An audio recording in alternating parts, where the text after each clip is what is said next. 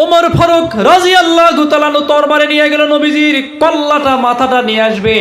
আবু জেহেল মক্কায় মিটিং ডাইকা ঘোষণা কইরা দিল, রে আমাদের বাপ দাদার ধর্মটা তো বন্ধ হয়ে যাইতেছে, মুহাম্মদ নতুন ধর্ম নিয়ে আসছে সাল্লাল্লাহু কোন ঘোষণা দিয়ে দিল, তোমরা কেউ যদি ওই মুহাম্মদের মাথাটা এনে দিতে পারো, আমি মক্কা নগরীর থেকে 100টা উট পুরস্কার দিয়ে দিব। বেদিনেরা হাতে নিল তরবারি, কিন্তু ওমর ফারুক তরবারি নিচে, ঠিক তরবারি নেওয়ার আগে কইছিল, যে মানুষটার বাপ নাই, এতিম, এই মানুষটার উপরে এত বড় ঘোষণা কেন? আবু জেহেল বলল, তুমি বুঝবা না, যাবা না, নাই কও 100 উট দিমু। কয়টা? খালি 100 উট নয়, মক্কা নগরীতে সুন্দরী সুন্দরী রূপবতী পুণ্যবতী ভাগ্যবতী যত মহিলা সুন্দরী আছে, তোমাদের জন্য ফ্রি করে দেওয়া হবে। জোরে কই নাউজুবিল্লাহ। আমার যুবক বন্ধুরা, মুরব্বী বাবাজিরা গো, এরপরে ওমর ফারুক বের হয়ে গেল হাতে তরবারি। যাইতে নবীজিকে যখন সে হত্যা করবে, কিছুক্ষণ আগেই একজন মানুষে কইল, ওমর কই যাও? বলে, কথা কইও না, সময় নাই, জলদি যাইতে দাও, রাস্তা ছাড়ো। বলে, শোনো কোথায় যাও? বলে, মুহাম্মদের মাথাটা নিয়ে আসবো, 100 উট পুরস্কার করব, উট লাইন করা আছে, আমাকে জলদি যাইতে দাও। লোকটা বলল, ওমর লাভ হবে না, তোমার বুইনের জামাইও সেই নবীর কলিমা পড়েছে, তোমার যায় কোনো লাভ নাই।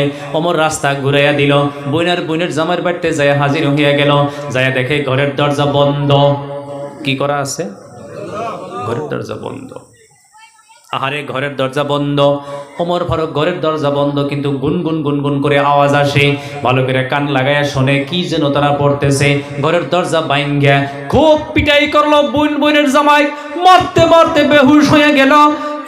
এরপরে যে সময় সংযত হয়ে গেল, পিটাপিটি শেষ হয়ে গেল, তখন ওমর ফারুকের বোন বলতেছে, ভাইয়া মাল্লা, তুমি আরো মারতে পারবা, কিন্তু কি কারণে আমাদেরকে মারলা সেটা তো তুমি বললা না। বলে, তোমরা আখেরি নবী যে দাবি করছে তার উপরে ঈমান আনসাও? বলে, আনছি।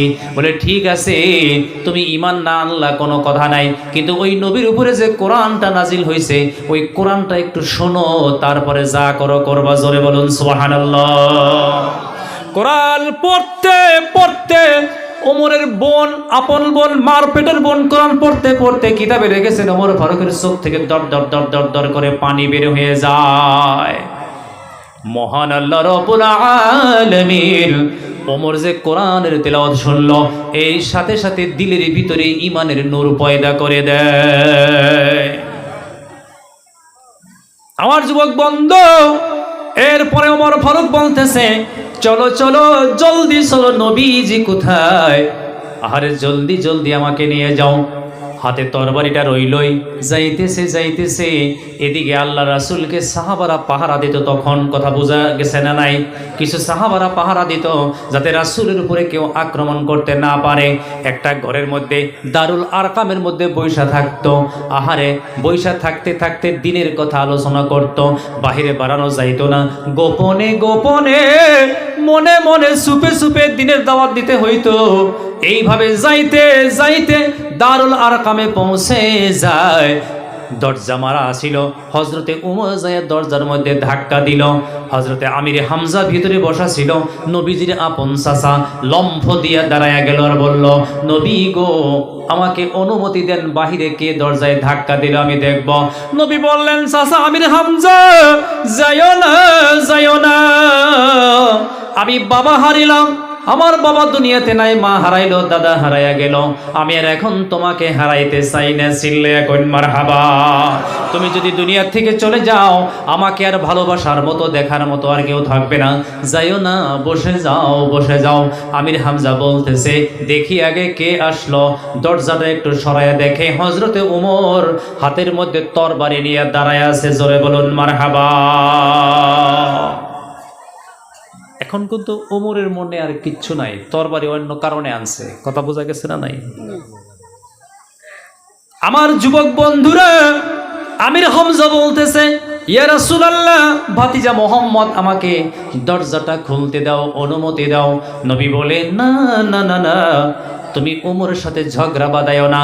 আমির হামজা বলতেছে, হে নবী, হে আল্লাহর পয়গম্বর, ওমর যদি ভালো মন নিয়ে আসে ঠিক আছে, আর যদি ওমরের মনটার মধ্যে অন্য কিছু থাকে, আমির হামজার বাহু বলো কম না, খুলতে দাও আমাকে দরজা। মারহাবা কই। আমির হামজা ঘরের দরজা খুলে দিল। ওমর ফারুক রাদিয়াল্লাহু তাআলা তরবারিটা নিয়ে ঘরের ভিতরে ঢুকে গেল। সাহাবারা জায়গায় জায়গায় জায়গায় দারুল আরকামের ভিতরে বসে আছে। ওমর ফারুক আর কোনো কথা নয়, আল্লাহর রাসূলের পাশে গিয়ে বসে গেল, আর হাতের তরবারি রাসূলের পা মুবারকের কাছে রেখে দিল। অমনে আল্লাহর নবী সাল্লাল্লাহু আলাইহি সাল্লাম ওমরের পিঠে হাত দিল। কিতাবে লিখেছেন, ওমর বলতেছেন, যেনমাত্র নবীজির সেই রহমত বরকতের হাত আমার পিঠে পড়ে যায়, আমার ধারণা হলো আমার তামাম বডিটার মধ্যে ঈমানের জজবা পয়দা হয়ে গেল।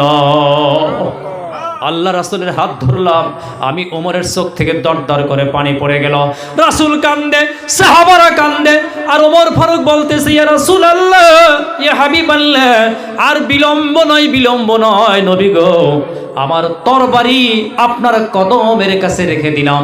আমি যে গুস্তাখি করেছিলাম আপনি আমার বিচার করে নেন, বিচারের পরে আপনি আমাকে কলিমাটা পরাইয়া দেন।